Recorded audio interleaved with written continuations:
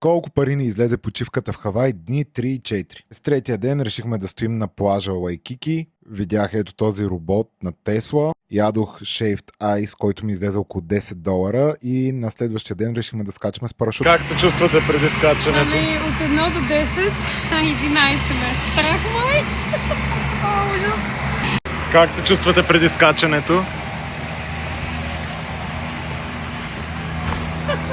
Да, добре. Няма да скачиш? Няма. Защо?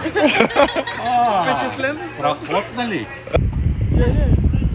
Това е Маци.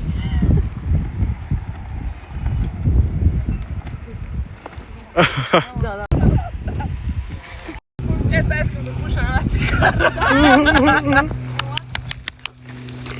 Скачането приключи, излезе около $500 на човек, като зависи от това колко видеа искате. Искате видео отстрани да ви снима, качат друг човек успоредно с вас, за да ви снима. Да излезе и малко по-евтино, зависи също и от височината. Но след това решихме да пустим ето тези плажове с невероятни, огромни костенурки хора. Това са най-големите костенурки, които съм виждал.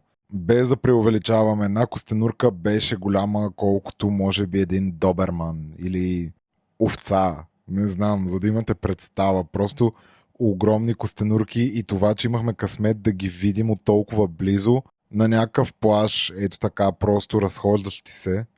Къде друга да може да ти се случи, освен в Хавай, хора? Безплатно. И ето колко ми излязоха дни 3 и 4 като разход.